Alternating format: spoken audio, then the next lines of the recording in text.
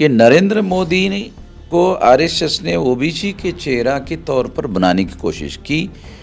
उसको काउंटर करने के लिए अपोजिशन के पास दो ही बड़े नाम हैं, एक शरद पवार और दूसरा नीतीश कुमार। मायावती को जेल में डालने की धमकी बीजेपी वाले पर्दे के पीछे मायावती को पहुंचाते हैं कि तुमने ऐसा किया तो तुमको ज़्यादा नहीं 8 दिन में अंदर डाल देंगे। यदि नरेंद्र मोदी चुनाव हार जाते हैं तो इसका नरेंद्र मोदी के चुनाव पर ये असर पड़ेगा कि आरएसएस वाले उसको प्रधानमंत्री पद का कैंडिडेट बनाएंगे कि नहीं बनाएंगे, एक नया सवाल खड़ा हो जाएगा। इसलिए नरेंद्र मोदी ने गुजरात का चुनाव अपने कंधे पर ले लिया और वहाँ वो चुनाव जीतने के लिए हर संभव कोशिश कर रहे हैं। मेरी जानकारी में 12,000 करोड़ रुपया बीजेपी ने खर्चा किया, नरेंद्र मोदी ने खर्चा किया। 2024 में बीजेपी चुनाव हार जाए इसके लिए ऑल अपोजिशन पार्टी के लोग महागठबंधन बनाना चाहिए, तो तभी वो हरवा सकते हैं। हमारी ये सोच है, ये सोच हम पहुंचाएंगे लोगों तक।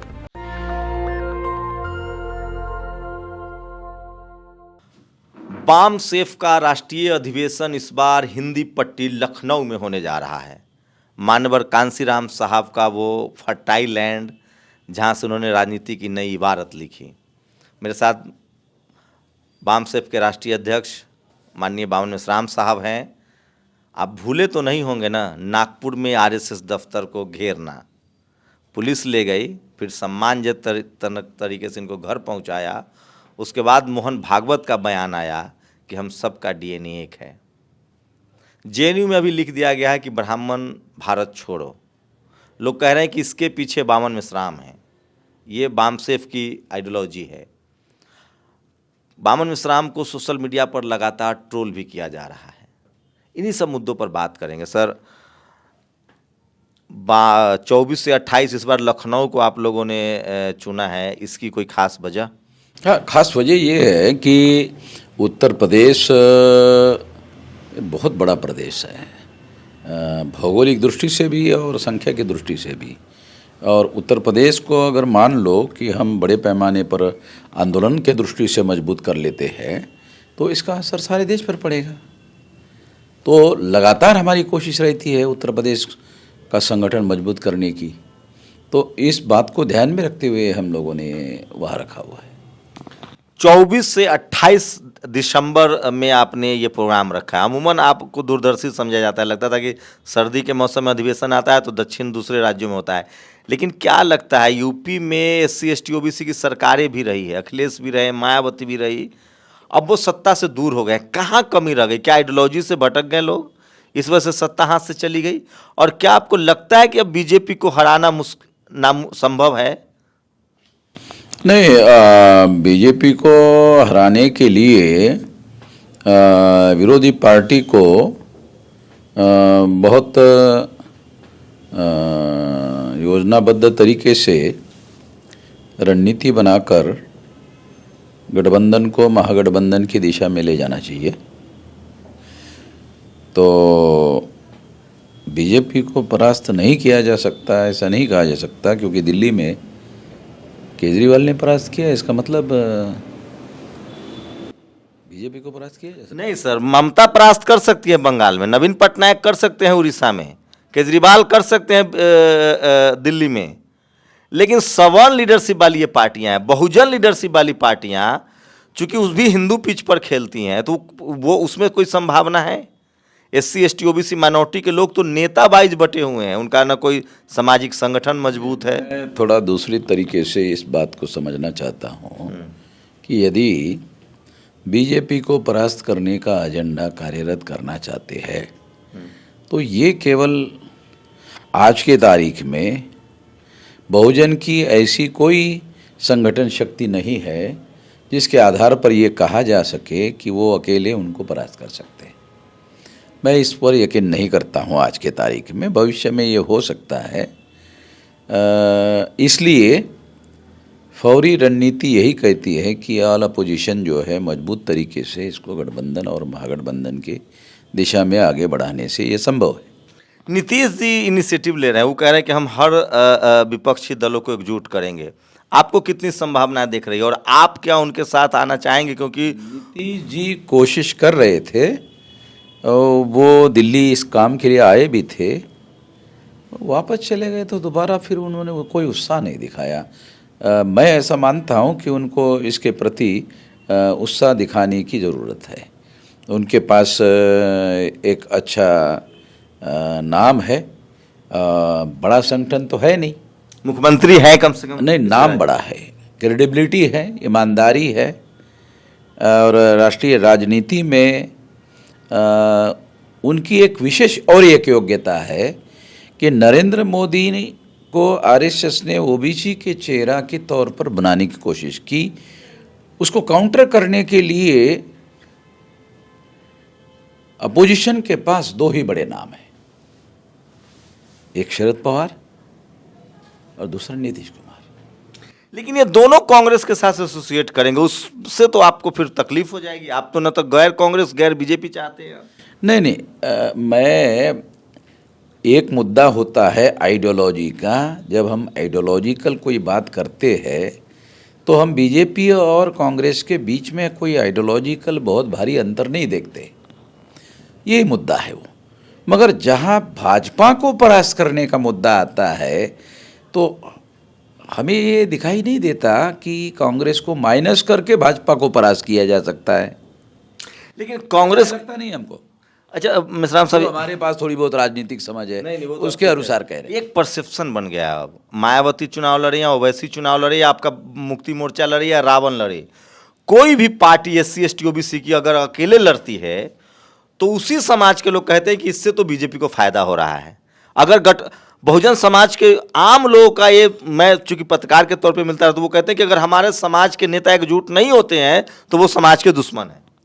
मैं इस बात पर यकीन नहीं करता हूँ। मैं काशीराम जी की लाइन को सही मानता हूँ कि हमें जनता को जागृत करना चाहिए, संगठित करना चाहिए और उनका राष्ट्रव्यापी आंदोलन खड़ा करना चाहिए। नहीं सर, मैं बामसेफ को लेकर नहीं कह रहा हूँ, मैं पॉलिटिकल बामसेफ की बात नहीं कह रहा हूँ।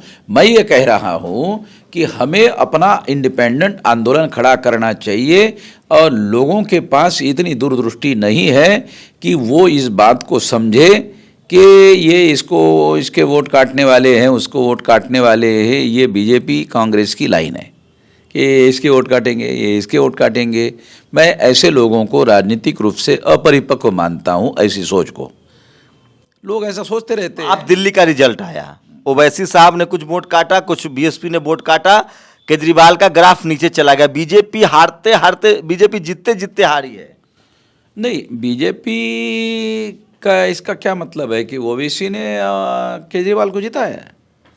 ये तो बात सही नहीं लगती है। नहीं, ओवैसी जी की वजह से बीजेपी जीत जाती, अगर और थोड़ा सा ओवैसी वोट काट लेते तो।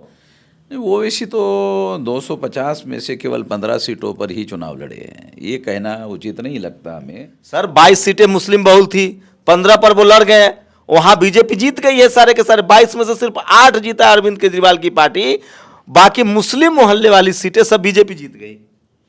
हाँ, ये समीक्षा के अंतर्गत आने वाली बात है, मगर इससे केजरीवाल के जीतने पर कोई असर पड़ा ऐसा मुझे नहीं लगता। सर, मैं तो आंकड़ा दे रहा हूं सर। मैंने भी देखा। एक बात बताइए राम साहब कि इस देश में जाति कभी जाति नहीं है। दलित की मायावती हो, आपकी पार्टी हो, चाहे किसी रामविलास जी की पार्टी हो, कहता है दलितों की पार्टी है। ओवैसी की पार्टी मुसलमानों की पार्टी है। लालू सर, मेरा सवाल हो जाने दीजिए। मुलायम सिंह, लालू यादव पिछड़ों की पार्टी है, सवर्ण इनको वोट नहीं करते जब तक गठबंधन ना हो। नीतीश को भी सवर्ण वोट नहीं करते जब तक गठबंधन ना हो। लालू यादव, मुलायम सिंह को भी सवर्ण वोट नहीं देते हैं गठबंधन ना हो। दलितों की पार्टी को ओबीसी वोट नहीं देता है जब तक गठबंधन ना हो। मुसलमान की पार्टी को दलित भी वोट नहीं देता है जब तक गठबंधन ना हो। तो सवाल है कि जो बीजेपी धर्म के नाम पर SC ST OBC का वोट ले रही है, जिसके पास सवर्ण वोट एक झूठ है, उसके हराने के लिए तो SC ST OBC को एकजुट होना पड़ेगा, उनके नेताओं को। लोग कह रहे हैं कि जो पार्टी अब गठबंधन न करे वो बीजेपी का दोस्त है। ये पब्लिक परसेप्शन बन गया है सर। पब्लिक परसेप्शन अपने आप नहीं बनता, उसको बनाया जाता है। उसमें नेता और मीडिया मिलकर काम करते हैं तब बनता है, अपने आप नहीं बनता। तो इसलिए इसका मतलब ये नहीं है कि दूसरे लोग कोई रास्ता तय करे और उसको केवल हम फॉलो करने का काम करें। हम तो ऐसा भागीदारी मान लीजिए सर, ओवैसी अगर अकेले चुनाव लड़ते हैं तो 25% मुसलमानों ने भी वोट दे दिया, सीट तो नहीं निकलेगी। हाँ, ये बात सही है। मायावती जी ने वोट चुनाव लड़ा, 25% शेड्यूल कास्ट ने वोट दे दिया, तो अभी सीट नहीं निकलेगी। एक पॉलिटिकल गठबंधन एससी एसटी ओबीसी को तो बनना चाहिए सर। देखो, मायावती को ये राजनीति जो बात आप कह रहे हो उसको समझ में नहीं आती है, ऐसा तो नहीं कहा जा सकता ना। मायावती को और अखिलेश यादव को मिलकर चुनाव लड़ना चाहिए तो दोनों को इसका फायदा होता है, ठीक है। ये बातें जो हम गैर राजनीतिक लोग हैं हमको समझ में आती है, उनको समझ में नहीं आती। नहीं समझ में आती है इसलिए वो ऐसा कर रहे हैं, ऐसा तो नहीं कहा जा सकता सर। आम लोग पिस रहे हैं सर। पर्दे के पीछे से भी ये भी तो राजनीति है। मायावती को जेल में डालने की धमकी बीजेपी वाले पर्दे के पीछे मायावती को पहुंचाते हैं कि तुमने ऐसा किया तो तुमको ज़्यादा नहीं 8 दिन में अंदर डाल देंगे। तो ये बात तो सही है। अब तो सर लोगों ने डरना छोड़ दिया। जैसे नीतीश ने तो बगावत की, कहाँ जेल गए? नहीं, वो नीतीश को इतना आसानी से जेल में डालने वाला मुद्दा नहीं है। मैं ये कह रहा, जैसे गुजरात में अपना हार्दिक पटेल है, बीजेपी में गया है ना, सामने की बात है कि नहीं। बीजेपी में जाने से वो एक एमएलए बनेगा, कांग्रेस में तो कम से कम कार्यकारी अध्यक्ष था। तो वो अगर एमएलए नहीं भी बनता तो भी कार्यकारी अध्यक्ष एमएलए से बड़ी सीट है। मगर वो वहां से उधर गया, एक एमएलए बन जाएगा। तो ये उसको 10 साल जेल में भेजने के ऐसे मुकदमे उसके खिलाफ डाल दिए गए और उनको ये मैसेज भेजा गया। आपके पास कोई रोड मैप है बीजेपी से, बीजेपी आरएसएस के जो पॉलिसी है उसके खिलाफ? क्योंकि वो सोशल जस्टिस भी समझता है, वो जाति के नेता भी जोड़ रहा है और वो धर्म की लड़ाई, वो तीनों लड़ाई लड़ रहा है सर। वो कांसीराम मॉडल भी फॉलो कर रहा है, जाति के नेता भी खड़ा कर रहा है, एससी एसटी ओबीसी के मंत्री बनाए जा रहे हैं, राष्ट्रपति बनाए जा रहे हैं, किसान जातियों के उपराष्ट्रपति बनाए जा रहे हैं। आपके पास कोई मेथड है, मेथोलॉजी है? नहीं, मेरा ये मानना है कि ये टोने टोटके है। ये टोने टोटके से हमारी किसी समस्या का समाधान होने वाला नहीं है। तत्कालिक तौर पर लोग प्रभाव में आ जाते हैं मगर समस्या का समाधान नहीं होता है। इनकी किसी समस्या का समाधान नहीं होने वाला है। ये मॉडल अपना रहे, वो मॉडल अपना रहे, ये केवल वोटों का जुगाड़ करने के टोने टोटके है। तो मैं मान लूं कि Bahujan Samaj, SC ST OBC minority अब इस देश में सत्ता में नहीं आ पाएगा। अभी उनके पास ऐसी कोई संगठन शक्ति नहीं है जिसके बल पर वो बात को आगे बढ़ा सके। मायावती ने वो सारा का सारा खेल चौपट कर दिया जो काशीराम जी ने बनाया था।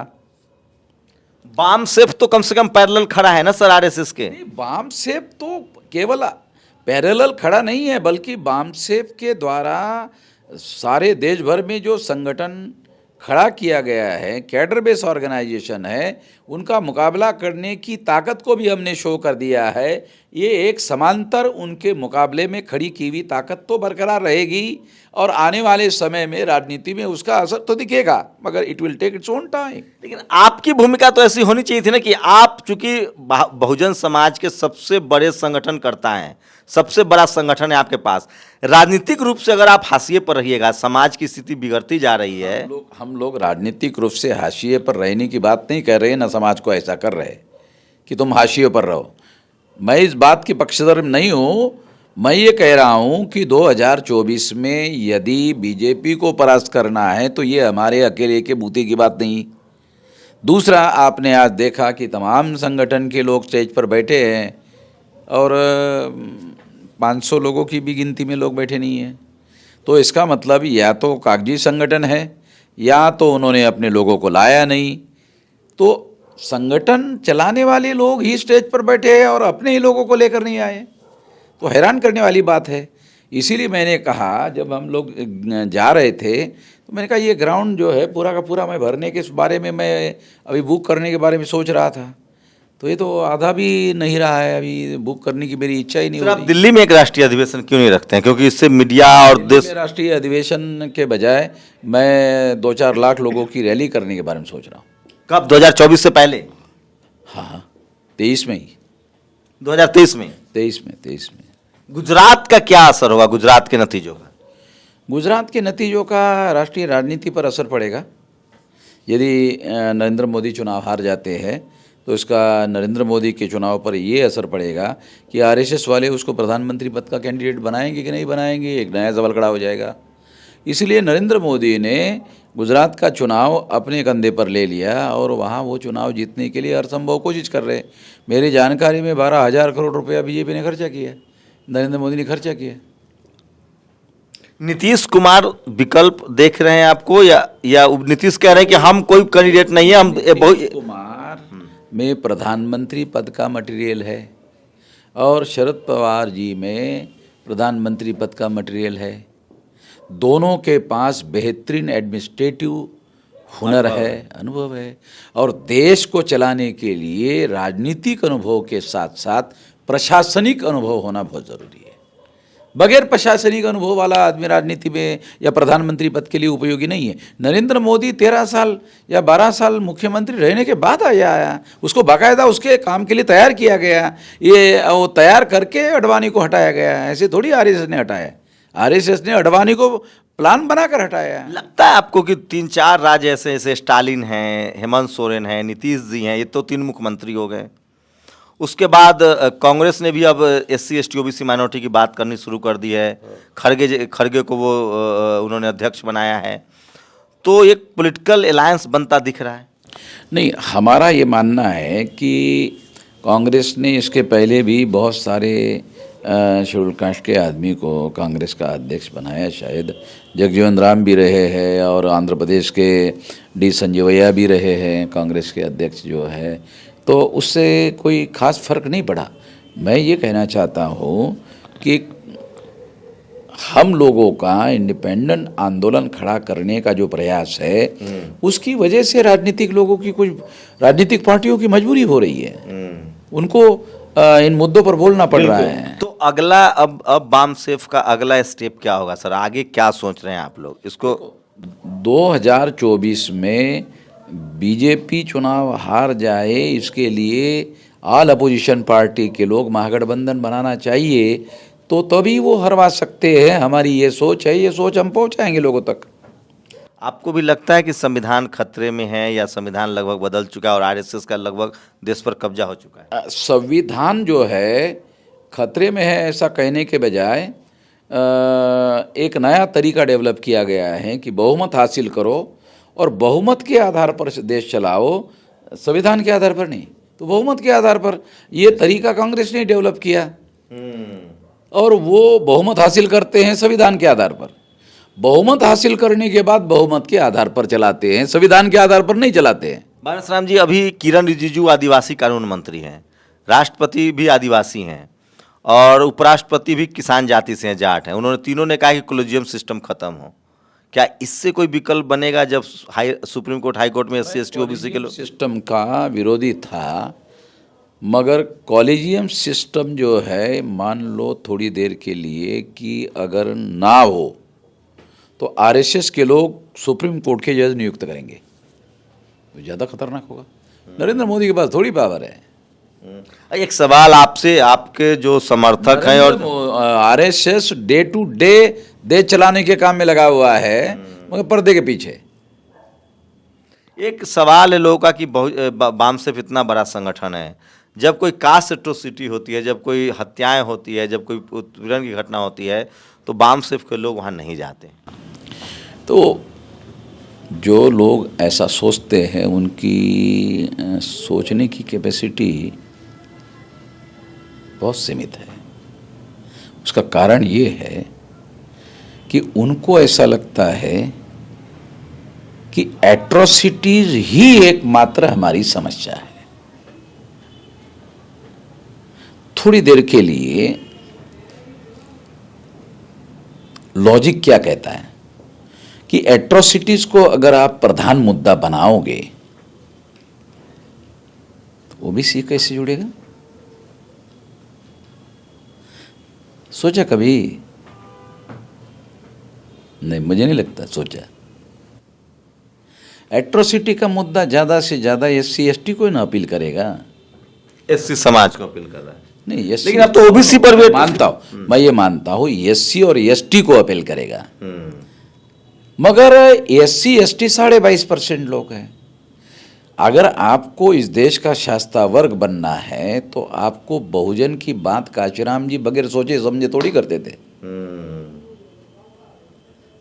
बहुजन की बात शास्ता वर्ग बनाने के रणनीति का हिस्सा है, और ये बात SC ST के जितने भी बुद्धिजीवी लोग हैं जो वाम सेफ से अलग है, उनके पल्ले पड़ने वाली बात नहीं है, उनके समझ की बात नहीं है, उनके बहुत दूर की बात है, उनके दिमाग में ही नहीं आती है। उनको तो समझाने के बाद भी नहीं समझ में आता। देखो, यदि आपको अपने समाज को शास्ता वर्ग बनाना है, अल्पसंख्यक लोग शास्ता वर्ग बनते हैं, ये समझ में आता है लोकतंत्र। ओबीसी को जोड़ना होगा। अरे ओबीसी को जोड़ने का सिद्धांत तो वामसेप में शामिल है। कांशीराम जी को जब वो सस्पेंड हुए तो दीना भाना जी ने जो संगठन उनके लिए छोड़ा था वो SC ST का था, और वो जब दिल्ली में आए तो वो SC ST संगठन के उनको अध्यक्ष बनाकर वो यहाँ आ गए। मगर जब उन्होंने एनिलेशन ऑफ कास्ट और बाबा साहब के आंदोलन का अभ्यास किया, तब उनको समझ में आया कि SC ST को अकेले इकट्ठा करने से कुछ होना नहीं है। तब उन्होंने बहुजन का कॉन्सेप्ट लाया, SC ST OBC, B for backward. Backward को उन्होंने ब्रैकेट में रखा। बैकवर्ड जो शब्द है ना, SC ST OBC, बैकवर्ड शब्द वामसेप में जो है वो SC ST OBC के लिए यूज किया है। And minority, B for backward, bracket में SC ST OBC and minority community employees. Sir, इतने सालों से काम चल रहा है, लोगों को समझ में नहीं आता। बहुजन एकजुट तो हुआ है, पॉलिटिकल लीडरशिप एकजुट नहीं हो रही है, ये एक बड़ा सवाल लोगों के जेहन में है। पॉलिटिकल, देखो, लीडरशिप थोड़ी एकजुट होती है। लीडरशिप जो है वो समाज को और जनता को संख्या के आधार पर बड़े पैमाने पर इकट्ठा करना पड़ता है और लीडरशिप एस्टेब्लिश करनी पड़ती है। कांशीराम जी ने इसको करके दिखाया। जैसा आपने मंच पर करके दिखाया इधर, ऐसे कोई आंदोलन थोड़ी चलता है, न कोई लीडरशिप चलती है। ये स्टेज पर ठीक है, जमीनी पर काम नहीं करेगा ये काम। ये कांशीराम जी को महाराष्ट्र के RPI के लोग यही कहते थे, उन्होंने नहीं माना। उन्होंने जो अपने समझदारी के अनुसार जो बात ठीक लगी उस पर काम किया और यूपी में करके दिखाया। यूपी का प्रयोग उन्होंने इसलिए सफल करके दिखाया कि उसका प्रयोग सारे देश के लोगों को दिखा करके जोड़ा जा सके। यूपी में प्रयोग सफल करने के बाद तो ओबीसी को मुख्यमंत्री बनाने का प्रचलन चला बीजेपी और कांग्रेस में। बीजेपी और कांग्रेस वाले ओबीसी को थोड़ी मुख्यमंत्री बनाते थे। थोड़ा तारीख की बात बोलो, मैं तारीख के आधार पर बोल रहा हूं ना। ओबीसी को मुख्यमंत्री बनाने का प्रचलन जो है ये उत्तर प्रदेश की राजनीति में कांशीराम जी का प्रयोग सफल होने के बाद ब्राह्मणवादी लोगों को लगा, अरे ये तो बहुत खतरा है, ये तो SC ST OBC इकट्ठा आ जाएगा। तो वो ना आए इसलिए ओबीसीओं को मुख्यमंत्री बनाने का कार्यक्रम कांग्रेस बीजेपी ने शुरू किया। एक आखिरी सवाल, इस बार 24 से 28 दिसंबर को जो आपकी अधिवेशन हो रहा है, राष्ट्रीय अधिवेशन, उसका मुद्दा क्या होगा, क्या क्या होगा? उसके बहुत सारे मुद्दे हैं जिसमें हमने पर्चा इशू किया हुआ है। ये पर्चा इनको दे देना, उसमें बहुत सारे मुद्दे हैं। उस पर भी आपको समय मिलने के बाद कोई इंटरव्यू कर लेना, उस मुद्दे पर हम लोग बात करेंगे। एक तो फिर एक और सवाल ले लीजिए, अगर आपने इस सवाल को टाल दिया तो, कि 2000 टाल नहीं रहे, इसके लिए लॉन्ग है। एक और सवाल मेरा, बस आखिरी सवाल ये है कि हम सब जानते हैं कि बिना सामाजिक आंदोलन के राजनीतिक सत्ता अगर आ भी गई तो टिकी नहीं रहेगी। इस पर आप क्या कहेंगे, चूंकि आपके पास लंबा अनुभव है? मेरा कहना ये है कि बुद्धा के मन मस्तिष्क को मुक्त करने के आंदोलन के बाद ही चंद्रगुप्त की राजनीतिक क्रांति हुई। महाराष्ट्र में संतों का आंदोलन चला, उसने मन और मस्तिष्क को मुक्त किया, तब शिवाजी की राजनीतिक क्रांति हुई। और सिखों की राजनीतिक क्रांति तब सफल हुई जब गुरुओं ने पंजाब में लोगों को मन और मस्तिष्क को मुक्त करने का काम किया। अरब जो कबीलाई समाज था उसमें मोहम्मद ने जो काम किया, उसके बाद ही आज के तारीख में अरब एक बहुत शक्तिशाली इकाई के तौर पर उपस्थित है, जो अमेरिका जैसे शक्तिशाली देशों को चुनौती दे रहे हो। एग्जाम्पल बता रहा हूँ आपको, काल्पनिक बातें नहीं है। बामसेफ वो मन और मस्तिष्क मुक्त करने का जो अभियान चला रहा है, इसका राजनीति में असर तो पड़ेगा ही पड़ेगा, यकीनी तौर पर पड़ेगा। हम बगैर सोचे समझे थोड़ी ये लगा रहे समय। ये बात तो तय है कि एससी एसटी ओबीसी माइनॉरिटी वही बहुजन बन पाता है जो बामसेफ के आंदोलन को समझ पाता है। मैं फिर कह रहा हूं, शब्दों पर ध्यान दीजिएगा। एससी एसटी ओबीसी और किसान जातियां वही बहुजन बन पाता है, वही सत्ता की समझ रखता है, वही media, judiciary, college, university, bureaucracy में भागीदारी का सवाल उठाता है जो बामसेफ के आंदोलन को समझता है। मुझे लगता है कि इस देश में हजारों बामन मिश्राम की जरूरत है जो बहुजन समाज को उनके हक अधिकार के लिए जागरूक करें। 24 से 28 दिसंबर को बामसेफ का राष्ट्रीय अधिवेशन है। मौका मिले तो शामिल जरूर होइएगा। इस बार लखनऊ में हो रहा है। कैमरामैन आशीष के साथ शंभू कुमार सिंह, नेशनल दस्तक, दिल्ली। नेशनल दस्तक की आपसे गुजारिश है कि अगर इसको बचाना चाहते हैं तो नेशनल दस्तक को सब्सक्राइब करने के लिए रेड कलर के सब्सक्राइब बटन को दबाएं, फिर बेल आइकन की घंटी दबाएं। नेशनल दस्तक को बचाने के लिए बहुत जरूरी है कि हर खबर को शेयर करें, लाइक करें, कमेंट जरूर करें।